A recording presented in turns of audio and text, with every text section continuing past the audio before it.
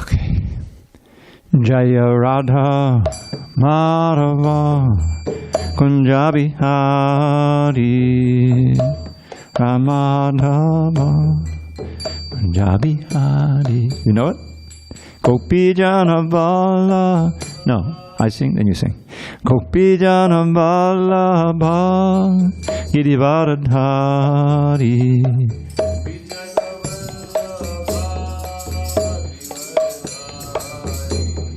Gopi Jana Vallabha Girivardhari.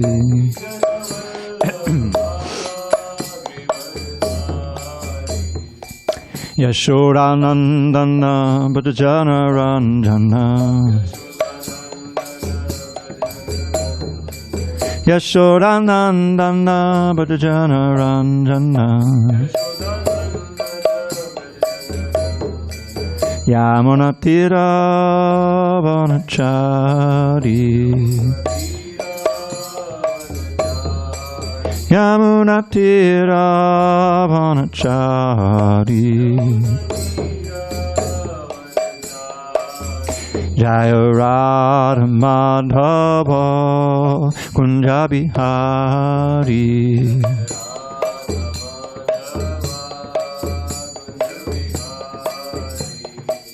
Hare Krishna, Hare Krishna, Krishna Krishna, Hare Hare, Hare Rama, Hare Rama, Rama Rama, Hare Hare.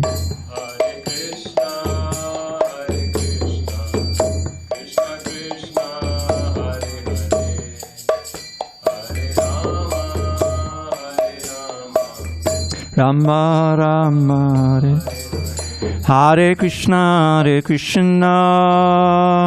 Krishna Krishna Hare Hare, Hare Rama Ram Hare Hare, Hare Krishna Krishna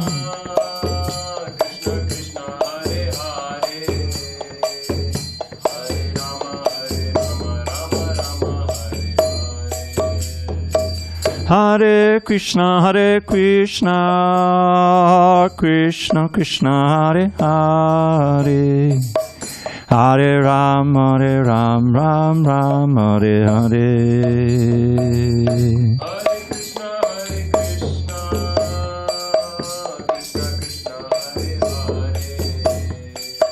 Hare Rama, Rama Hare.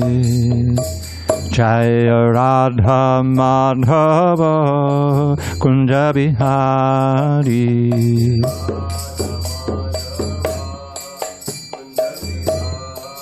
Jaya Radha Madhava Kunjabi Hari.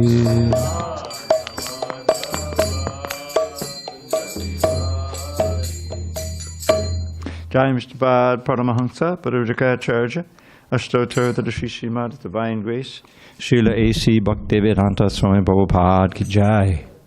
ISKCON BBT Founder Acharya Srila Prabhupada Ki Jai. Jai Om Vishnupad Paramahansa Parivajaka Acharya Ashtotter the Shri Srimad Divine Grace Srila Bhakti Siddhanta Saraswati Thakur Ki Jai. Ananta Koti Vaishnavinda Ki Jai. Namacharya Srila Haridas Thakur Ki Jai.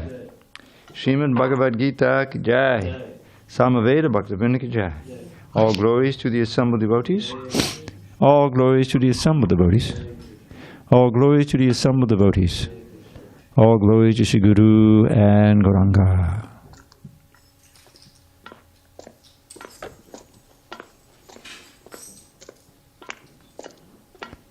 That sounds like, what is that?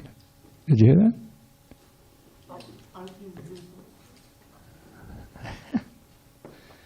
Okay. All right. Om Namo Bhagavate Vasudevaya.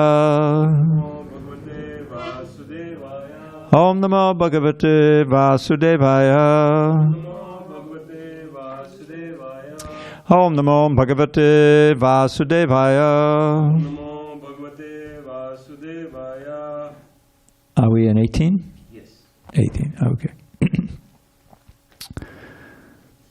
On this 21st day of June 2022 in San Diego, we're reading from Srimad Bhagavad Gita as it is, translation and commentary by His Divine Grace A.C. Bhaktivedanta Swami Prabhupada. We are in chapter 4 entitled Transcendental Knowledge, text number 18 on page 206. Karmani, Akarma, Yak Pashed, Akarmani, Chakarmayaha, Sabuddhiman, Manusheshu, Sayukta, Krishna Karma Krit, Karmanyakarma Yak Pashed, Akarmani Chakarmayaha, Sabuddhiman Manusheshu, Sayukta Krishna Karma Krit, Karmanyakarma Yak Pashed, Akarmani Chakarmayaha, Sabuddhiman Manusheshu, Sayukta Krishna Karma Krit, Karmanyakarma Yak Pashed, Akarmani Chakarmayaha, Sabuddhiman Manusheshu, Sayukta Krishna Karma Krit, Karmanyakarma Yak Pashed, Akarmani Chakarmayaha, Sabuddhiman Manusheshu, Sayukta Krishna Karma Krit, Karmanyakarma Yak Pashed, Karmanyakarma Yak Pashed, Akarmani Chakarmayaha, Sabuddhiman Manusheshu, Sabuddhiman Manusheshu, Sayukta Krishna Karma Krit, Sayukta Krishna Karma Krit, Karmanyakarma Yak Pashed, Akarmani Chakarmayaha, Sabuddhiman Manusheshu, Sayukta Krishna Karma Krit. Anyone on Zoom? No. Okay. Karmani in action, Akarma in action. Yaha, one who, pashyet, observes, Akarmani in inaction, cha also karma, fruit of action. Yaha, one who, saha, he, buddhiman, is intelligent, manusheshu, in human society, saha, he, yuktaha, is in the transcendental position. Krishna karma krit, although engaged in all activities. Translation.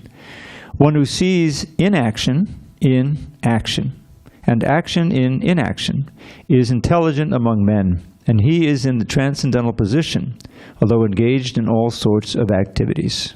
Purport. A person acting in Krishna consciousness is naturally free from the bonds of karma. His activities are all performed for Krishna. Therefore, he does not enjoy or suffer any of the effects of work.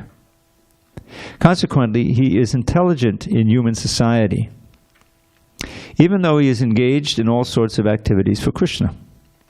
Akarma means without reaction to work.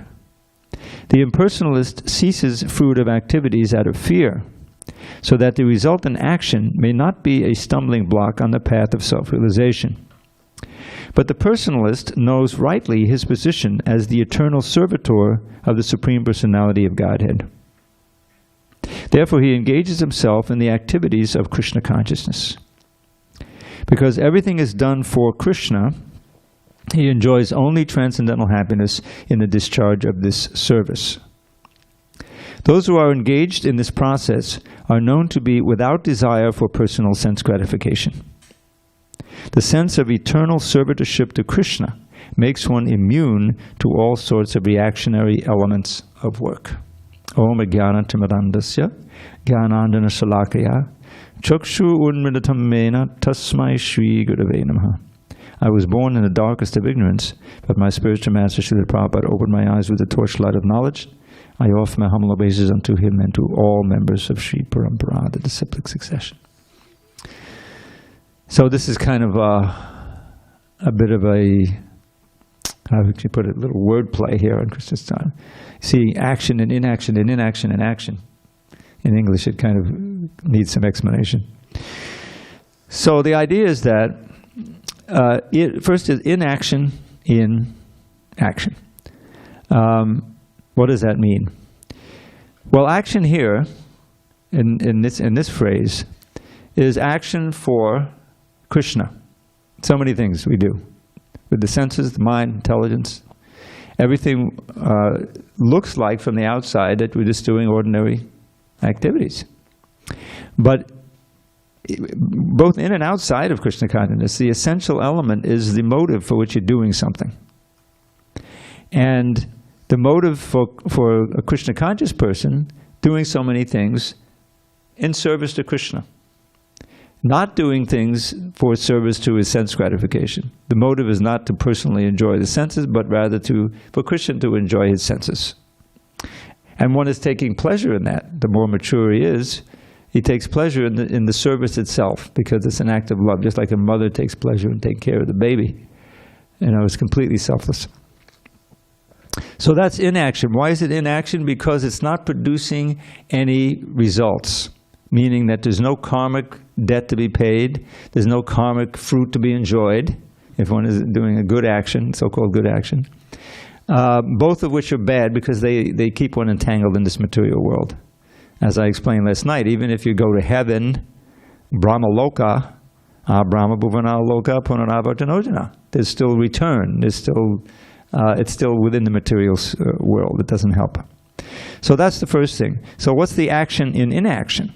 Well, that we understand is the impersonalist meditators or the yogis. They seem to be doing a lot less than we're doing. They're sitting there maybe for days on end, meditating, hardly even breathing, you know, slowing the breathing. They're doing about as little as they could in terms of activities of the senses. And the mind is struggling to, you know, keep fixed on what? The impersonal Brahman? Because they're not bhaktas. So so that's inaction from an external point of view. But the action is that their mind is still active, you know, dealing with all of the impulses and the thoughts before, and it's very difficult. And even if you are able to fix your mind on the personal Brahman, it still takes effort to do that because it's not inherently blissful, because it's not Krishna. You know, if you're able to fix your mind on Krishna and act in his service, then at a certain point that becomes spontaneous. You can't forget because it's so pleasurable to remember and to glorify and to serve. You see what I'm saying? But where's the inherent pleasure in just thinking no thoughts? You know, it's a struggle. So that struggle to stay on the Brahman platform, that's action. So it looks like inaction, but there's action there because internally. This is mentioned in the famous verse about how those who are impure in intelligence may rise up to the Brahman platform, but because they're impure, they fall down again. The demigods pray to Krishna in the womb, ye nye adavindaksha vimukta maninas, tvayasta bhavad avishuddha buddhiya aduha kuchena param padang tata patang chado nadriti yushmarangriya. Besides your bhaktas, they're saying, anya, there's others, O lotus-eyed Lord, who think themselves liberated, because by great effort of mind and will, they've negated the senses and the material thoughts, and they've risen up to the Brahman platform. That's aruha kutrena. Kutrena is very severe austerities. I was describing some last night, you know. Building a fires around you in the heat, so it's even hotter, and it's a challenge, you know, and it's heat and cold. We don't do that. So that's kutrena. And a few, not all of them, but a few can param padam, can rise up to Brahman platform. That's what this says. But patanjado, they again fall down because there's nothing to do there. It's not fulfilling to the soul. It's artificial. And it's based on a personal desire. I want to be liberated so that I will be free from the pains of birth, death, old age, and disease. It's all self-centered. Lord Chaitanya speaks about that in his teaching to Sanatana Goswami. Who's really peaceful? You can't be happy without being peaceful. That's right there in the second chapter. Remember that? How is there any happiness without peace? So peace is a prerequisite. So who really attains peace? It says, Krishna Bhakta Nishkama Ateva Shanta. Because the Krishna Bhakta has no kama, personal desire, his desires are all being fulfilled by fulfilling Krishna desires for his pleasure. But he has no personal desire. So he's nishkama, ateva shanta. This is in the Bhagavad Gita too, second chapter. Vihaya kama nyaksarvan pumang charati nikspraha. Nirmamo nadahankara sashanti marigachati. Shanti is the peace. Vihaya kama, giving up all greedy, self-centered material desires, right? We learned about that at the end of the third chapter. Puman charati nikspraha, living free of such desires.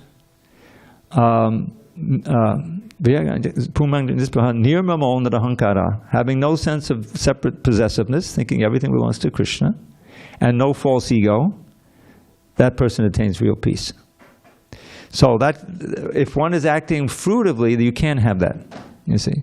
So even the desire for liberation is a fruit. So Lord Chaitanya teaches the devotees alone can be really peaceful because they're completely free of material desire. But bhukti, mukti, siddhi, kami, sakaliya, shanta. The other three categories of individuals, the vast majority, are bhukti kamis. They're wanting gross and subtle sense gratification. All around us we see that. So they're not peaceful. How can they be peaceful? But even the mukti kamis, those who want liberation for themselves, they're also not peaceful because they can't attain that liberation outside of Krishna. And so they're never satisfied and they're always angry. You know, I remember watching, saw some Mayavadis in Vrindavan of all places. They like to hang out there too. It was a group of them. They had the classic tilak, you know, and they were trudging along. And they didn't look very blissful. I mean, I was watching them. I was kind of on the side of seeing what, because you could tell they were. And they were just kind of checking out the scene, but they weren't getting into it. Because you could see they were making judgments as they walked along. You know, but it's where the action is. You know, there's so many kirtans and things going on there, so they felt like coming. But they weren't at peace at all. And so and then there's the siddhi kamis, the yogis who, through long austerities and practicing yoga, they were able to attain some siddhis. They can fly through the air. They can do so many things. Again, it devolves into a personal desire. You know, it's not selfless desire. It's not being purified of that false ego. So we're aspiring for this akarma, as defined here. Work that has no reaction. The only such work is bhakti. What's the reaction? It's whatever reaction is. It's wholesome. You're becoming free from material desires, which are keeping you locked up and bound up in the network of birth and death. And then those desires are being transferred to Krishna. And that growing attraction to Krishna is the most wholesome desire there can be. Because ultimately it takes you to the spiritual world. Where there's no birth and death, and there's a Vaikuntha, no anxiety, eternal life, bliss and happiness. So that's the contrast. And of course, here Krishna is not dealing with all of that explicitly, but in the purports we find that is what Prabhupada is explaining to us. Now I wanted to just share with you, which I didn't do last night, these 3 verses from Rishabhadev's teachings, which also deal with this idea of action and how to get liberated and all these different things. I think I mentioned 1 verse yesterday, but I'm going to go through the 3 verses. So he begins this little lesson. Nunam pramatta kudate vikarma. It's all about acting, vikarma. Nunam pramatta kudate vikarma yadindriya pritiya apanoti nasadu manye yata atmanoyam asannapi kreshada asadeha. So he said, certainly those who are simply working for sense gratification and performing all kinds of immoral and illegal activities, vikarma, this is nasadu manye. I think it's not very good. Because by that activity, yata atmano, the soul, will get another physical body, for sure. Also, and although it's temporary, that's true, but it's kleshada. It gives all kinds of miseries and suffering. So you're paving your way to extreme suffering by simply focusing on sense gratification, gross and subtle, and centering your life around that, which most people do today. And then he has his second verse, which Prabhupada would quote even maybe more than that first verse. Parabhavasthavada bodha. So what's the way out of this? Parabhavasthavada bodha jato yavan jigyasata atma tattvam. Yavat kriyas tavidam mano vai karmatmakam yena sharira bandha. Now this word karmatmakam is not used in the Bhagavad Gita, but it's implied. The same philosophy is here. So here he's analyzing what is it that causes our bondage here and keeps us here. So the word parabhava means defeat. Defeat means again birth and death, again birth and death. That's a defeat for the soul. In human life, we have a chance to get out. If you don't get out, you've been defeated. So you will continue to be defeated. There's these pair of words, just like we have yata tata, that famous verse, dehinosmin yata dehi komadam tata dehantarapa. So just as the soul passes through the birth and childhood and youth and so forth to old age, similarly, the soul keeps passing out of the body into another body at death and goes around. So there's another pair, there's several of these. One is yavat tavat. Yavat means, generally it's done in a negative way. As long as you don't do this, you won't get that. You see? So here is parabhavas tavat. You can start out with the tavat. You will remain defeated. You will continue to be defeated. Parabhavas tavat abodha jato. What is that defeat caused by? You're round and round and round and suffering so much. It's caused by ignorance. Abodha. Bodha is knowledge and abodha is ignorance. Bodha jata, it's born of ignorance. So how do we get rid of ignorance?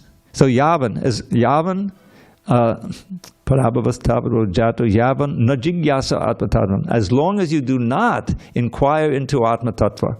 You remember that? Tato brahma jigyasa. It's the same idea. As long as you remain absorbed in the externals and trying to fulfill your material desires and not inquiring into the ultimate truth, the source of everything, who am I, who is God, what's the relationship? Those questions that we have to ask. But those never come up in your mind, then you're going to remain in ignorance, and that ignorance you'll be defeated again and again. Abodha jato, yavat najigyasata atma tattva, yavat kriyas. So, as long as the result of this lack of inquiry and simply remaining absorbed is that it's kriya. Kriya here means karma, means fruit of activity. If you're not inquiring into the absolute truth, you're going to be inquiring, where is money, where is sex, where is this? Those will be your inquiries. In other words, you'll be materially caught. So yavat kriya, as long as you keep engaging in this fruit of activity, tavat, that long, you got two pairs in this one verse. Yavat kriyas tavadidam mano vai karmatmakam. Your mind, which is after all the vehicle of your traveling through different bodies.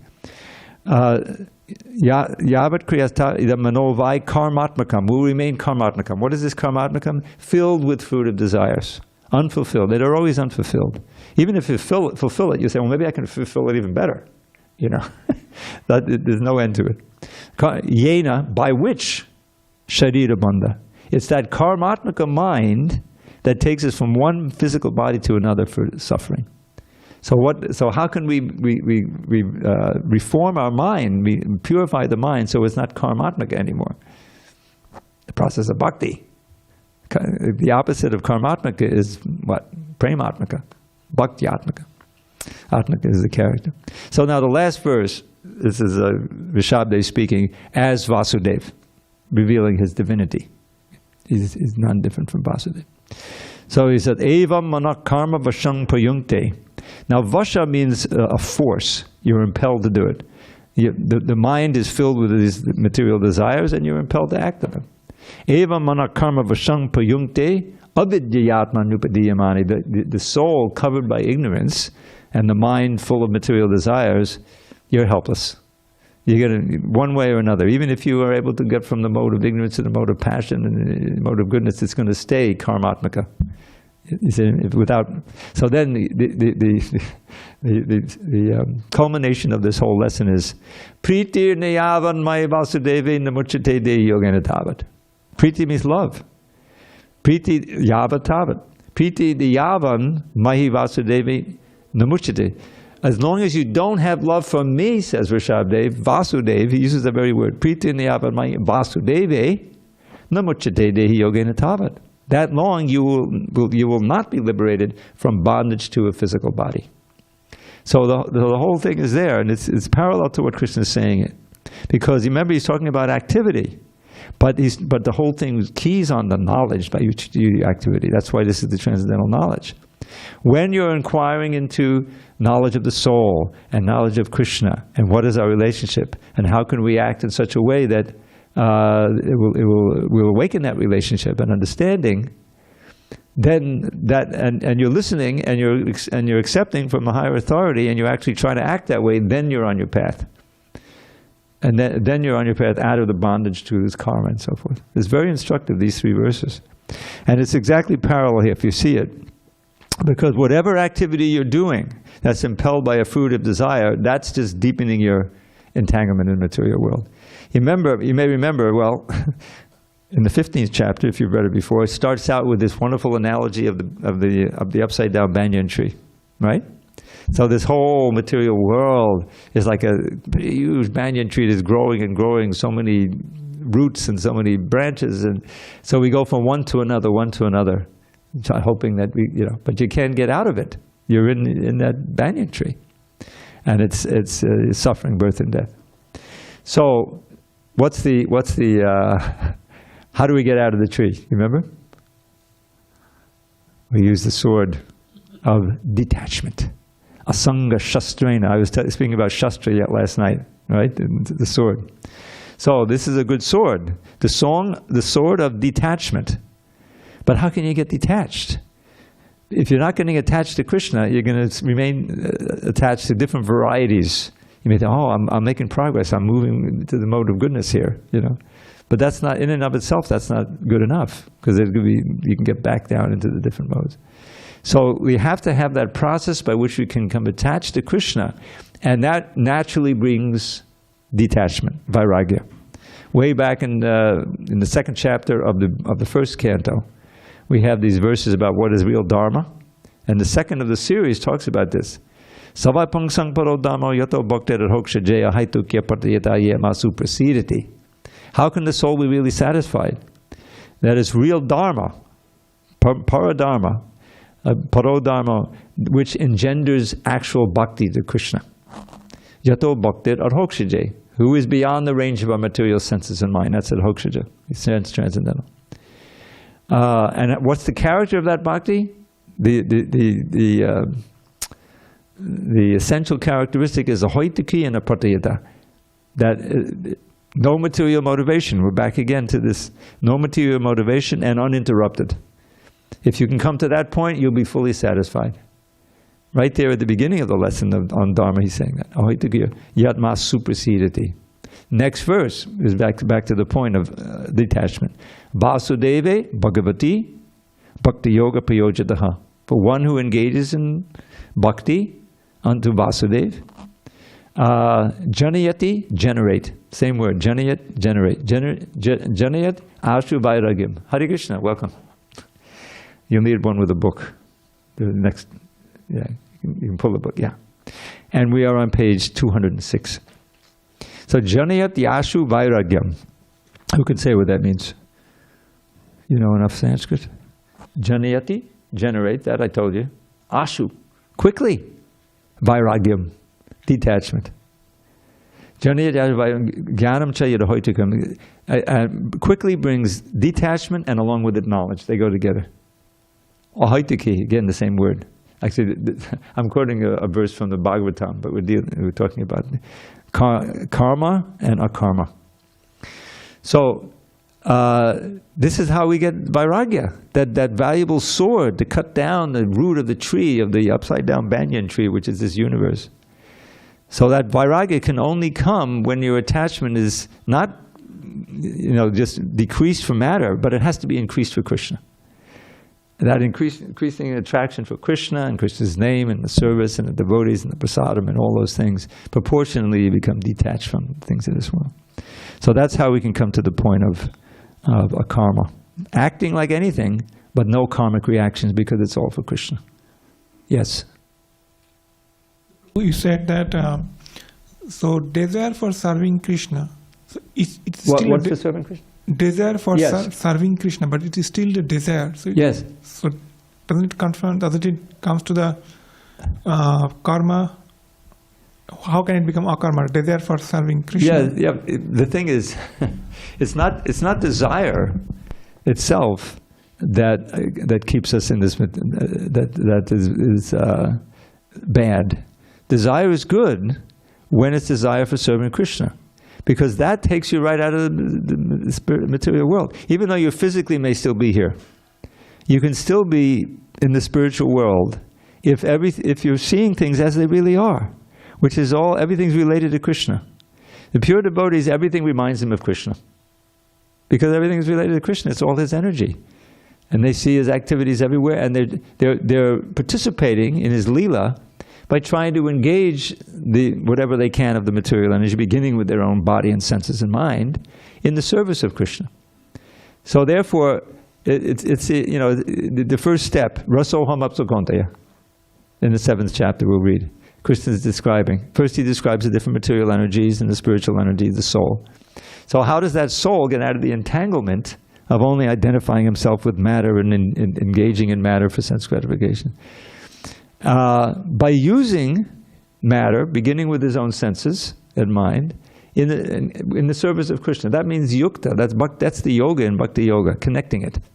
We have so many millions and trillions of things we can hear and speak, but if we choose, by higher knowledge and instruction, to chant Hare Krishna and hear that sound, we're linked to Krishna. And immediately, as soon as, after a week, probably just try it for a week, you'll find tremendous, results.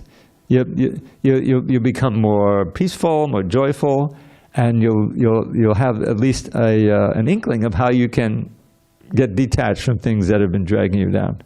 In other words, the attachment is being weakened and broken just by a week of sincere chanting and process.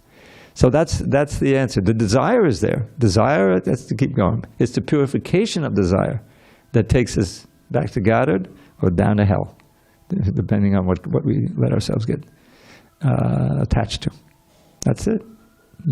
That's the science of bhakti, and it works every time. Yeah, also I think it's not a desire.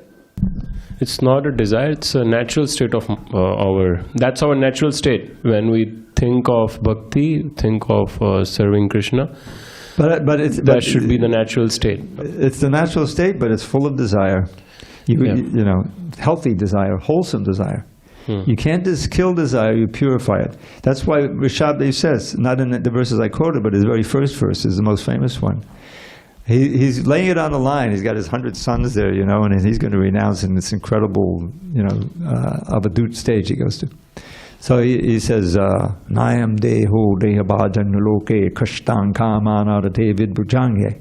First he kind of shocks him. I'm sitting up. Well, this is pretty heavy language. He says, now in this human form of life, don't act like a hog. He literally said stool-eating hog, vidbhujang.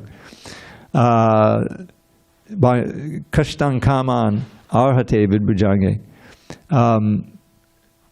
Kashtan kaman. So meaning working very hard for sense gratification, which is animal life. Rather, so then the alternative is tapo divyam, very famous phrase. We're into austerity, but it has to be divine. The purpose of the austerity is not to get some power to kill your enemy or whatever it may be. Ravana was a great tapasvi, so was Hiranyakashipu, but they were demons. But so we practice austerity, proper austerities, prescribed austerities, which are not as crazy and self-destructive as the demons, but they're austerities. Because what's the result of those austerities? Putaka, O my sons, yena, by which sattvam shuddhyed, your existence will become purified. What does that mean? It means that you're attaining your original pristine, pure state. We're all in this world because of impure minds and impure thoughts. So the original pure state is still there, but it's buried. We just have to purify. Chaito darpana marjana. So, Shuddhye yasmat, by which Brahma Saukyam Tvanantam. We are the biggest enjoyers. We want to enjoy like anything. But the enjoyment can't come to an end. That's a big downer, isn't it? If you're enjoying like anything, your money runs out, or time runs out, or your body runs out, or something. No. So, Brahma Saukyam Tvanantam, without end. In other words, by that purification, the process itself is joyful. He's speaking in the Satya Yuga, but the Lord Chaitanya, the process itself is joyful, and you can get more and more joy. But there is austerity. Yes, for sure. So, Sattvam Shuddhye Yasma Brahma Saukyam Tvanantam. You can come to the point of enjoying unlimited happiness. But if you don't do that, and you continue to act on the basis of your senses and impulses, then you'll suffer like anything. You may have some titillation, you may come enjoyment for some while, but it's on a very tottering platform, and time eventually makes it impossible. But time is the best friend of the devotee. When you utilize time properly, that time is all you're putting money in the bank, so to speak, getting more and more credits. And the thing is, it's never lost. There's no loss. Yes, okay, it's difficult, we're so conditioned, I may not... Okay, but you'll pick up next lifetime. Whereas whatever you do materially is lost in this lifetime. You may be a billionaire, you may be a pauper. It's all left behind with the body. But the soul goes on. So that's what we're dealing with here. All right, let's do one more. So now, what's the characteristic of one who is seeing action and inaction, inaction, action? Text 19. Yasya sarve samarambha kama sankalpa varjita jnanagni dagda karmanam tamahu panditam buddha. One is understood to be in full knowledge whose every endeavor is devoid of desire for sense gratification. He is said by sages to be a worker for whom the reactions of work have been burned up by the fire of perfect knowledge. So now we're back to the knowledge. We've been talking about activity, and we can see this is the symptom of one in full knowledge. Purport: only a person in full knowledge can understand the activities of a person in Krishna consciousness. Because the person in Krishna consciousness is devoid of all kinds of sense gratificatory propensities, it is to be understood that he has burned up the reactions of his work by perfect knowledge of his constitutional position as the eternal servitor of the Supreme Personality of Godhead. He is actually learned who has attained to such perfection of knowledge. Development of this knowledge of eternal servitorship to the Lord is compared to fire. Such a fire, once kindled, can burn up all kinds of reactions to work. So that reminds me of a verse in the Brahma Samhita, because a lot of the discussion here has been about karma and reactions to activity. In other words, the meaning of the word karma means results of previous activities as well as activity. So in this verse of, some of you may know it, Yastvindra Gopamata Vendra Mahosva Karma Bandhanarupa Palabhajana Matanoti Karmani Nirdahati Kintu Bhakti Bhajam Govindamadi Purusham Tamaham Bhajami. So it begins with even Indra, from Indra, the powerful demigod, down to the little Indra Gopa germ, everyone is bound up by his karma. Bandhanarupa Palabhajanam, the fruits of the karma, binding it, Palabhajana Matanoti. But karmani nirdahati, all of karma, all of these results and these fruits are burned. In other words, they're like seeds that can then fructify into reactions, either good or bad, right? You can think of them that way. But all of those are burned to ashes. Karma nirdahati kincha the bhakti bhajam, for one who is firmly fixed in bhakti to Krishna. Govinda, I worship Govinda, the primeval Lord. So that's a very graphic description of how bhakti burns up the seeds of karma. We don't even know. There's so many things in our past, even in this life, that we've done that are due to fructify, later on, but they don't fructify. Or there's some minor little thing that happens instead of some disaster. Like I sprained my ankle, which is pretty bad for a while. I could hardly walk. But as soon as it happened, I said, "Oh, thank you, Krishna," because it easily could have broken, which would have been a lot worse. But it didn't break. It was a serious break, you know. But that's how devotees see it. Okay, I'm getting a little taste. You know, Krishna's beating it out. But if you're acting only for Krishna, you're not getting any new karma. In other words, you're actually clearing the whole scale, so that you can leave this world. So this is how one can see it. Every endeavor devoid of desire for sense gratification. So you can see it's quite a standard. He's in full knowledge, who's pure devotee, basically. The reactions of work have been burned up by the fire of perfect knowledge. So that's what this verse is. Nirdahati means totally burned, totally destroyed. So we should aspire for that. You look like you want to ask something there. So I was thinking, what happens to a neophyte devotee who is starting to chanting, but still has a lot of material desires, but he's still struggling? So he's producing the karma, then he's getting the reactions. What happens to him? No, well, the thing is, it depends on how much, because the human beings have, because of the higher intelligence, you can control the lower self by the higher self. Animals don't have that. You know, they're going to act on instinct, you know. And therefore, they're not responsible. They're not producing any karma. The lion may kill the antelope. It looks bad on TV, you know. But he's not getting any karma for it. That's his natural plan. And when he dies, he'll move up the scale a little bit, you know. But because we have the higher intelligence, we have responsibility. So we can strengthen the intelligence by hearing, and especially by hearing and by acting on what we hear. Then you strengthen the will. And therefore, the desires may be there, but you don't act on them. You know? But you don't just grit your teeth, you know? You have something else to do.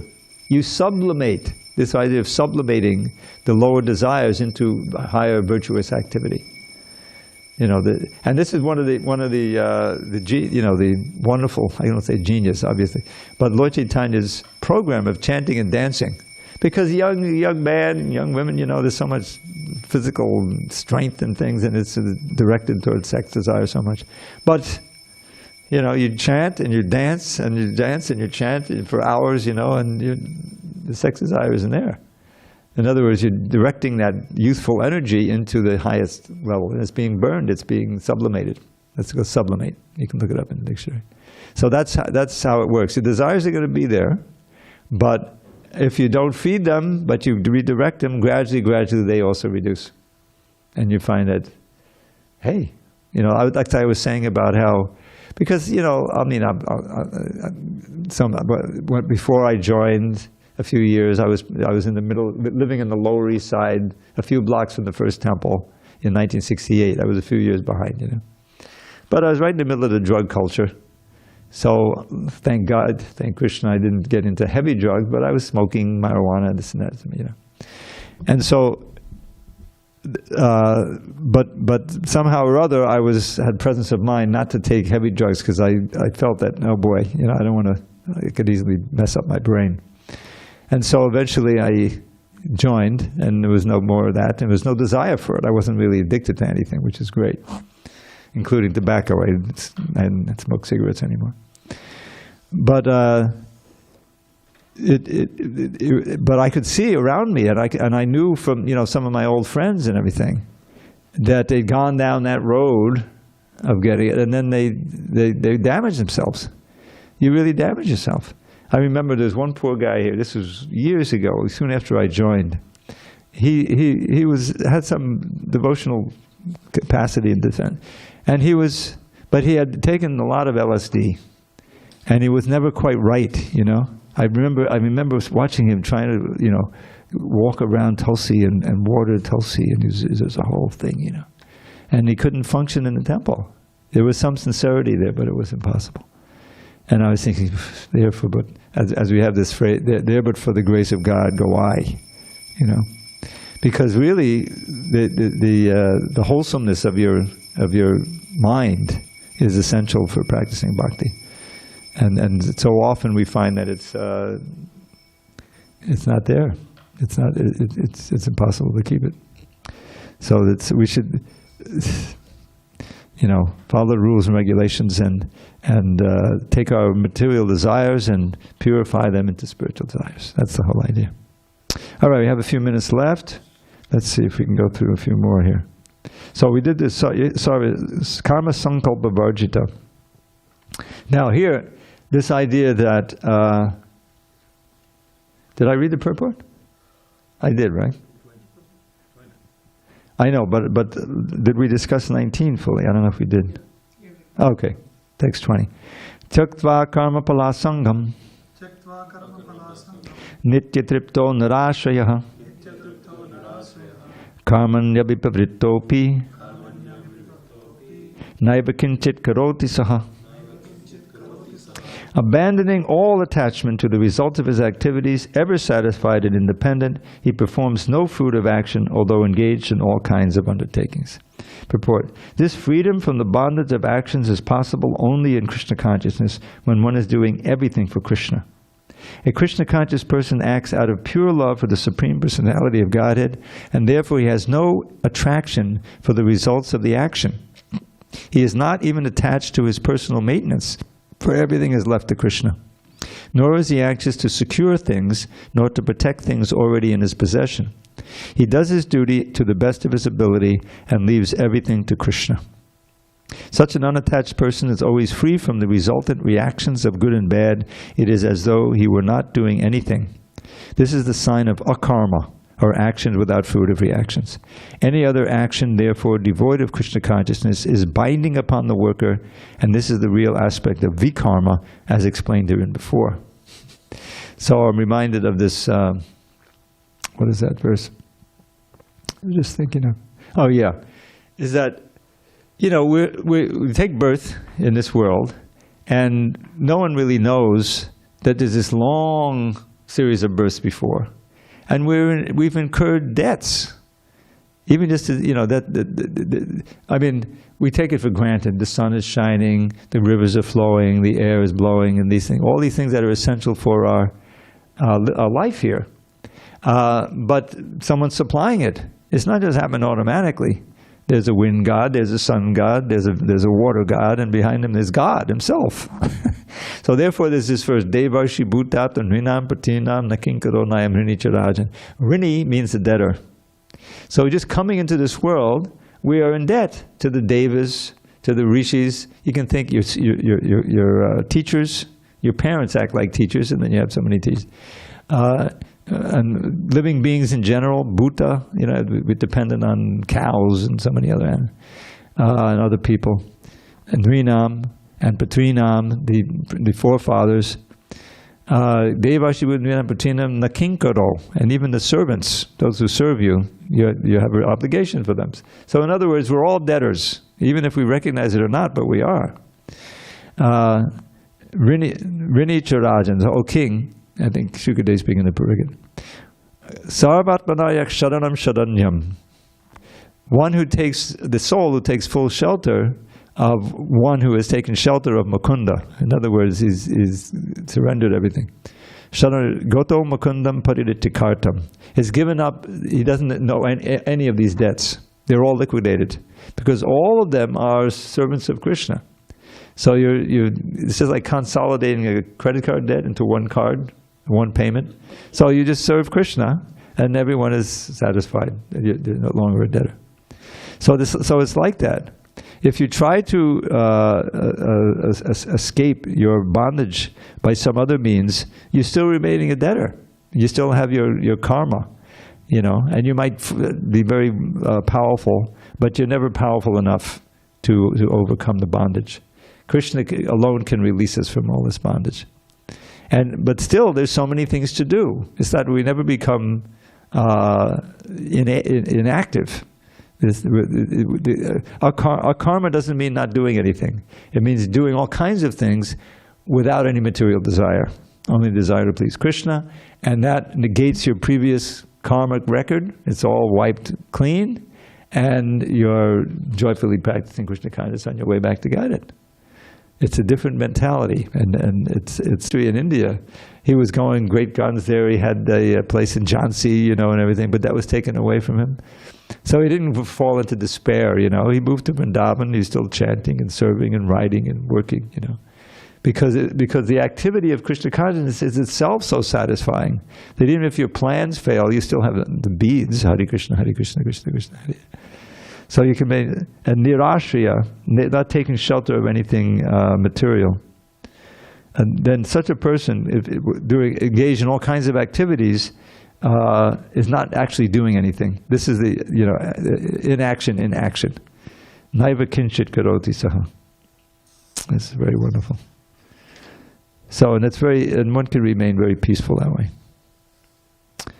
All right, so let's have one or two little poems just to wind up. And we still have tomorrow. So, I was thinking of this one. There's a nice song by Rupa Goswami. There's a whole part of the Savamala of many, many songs. This is one of them that especially struck me. And it has this nice chorus. It says, Krishna Bhavandam Vande, Manmanasamatta Kadama Payanita Patapankachamakadandehi. O Krishna, dearest Lord, I bow to you and then entreat, please place the bee of my restless mind in the honey of your lotus feet. Yadapi samadhishu vidadapi pashyati nadavanakagamiricham idamichaminas. Hey, I got the drum here. Okay, there's a little time. Yadapi samadhishu vidadapi pashyati nadavanakagamiricham idamichaminas sammitavachata tadapikabhabita vicham. Though even Brahma deep in trance cannot achieve his goal, a glimpse of your effulgent toenails soothing to the soul. Because, O Lord, I have heard of your compassion's endless waves. That very vision is the only boon my poor heart craves. Krishna Bhavandam Vande, Manmanasamatta Kadama Payanita Patapankachamakadandehi. O Krishna, dearest Lord, I bow to you and then entreat, please place the bee of my restless mind in the honey of your lotus feet. Bhakti dadantadi yaddibimadabhanattvaya mamatina matri padameshvarata padatitavata gurudakadanavadatri. Sorry about that. Oh Madhava, despite great effort, I have not attained a drop of pure devotion. This has brought me endless pain. Yet though it seems impossible to ever fill this need, your monumental power gives me hope I shall succeed. Krishna Bhavandam Vande, Manmanasam Manmanasamandakadama Payatita Patapankachamakadandehi. O Krishna, dearest Lord, I bow to you and then entreat, please place the bee of my restless mind in the honey of your lotus feet.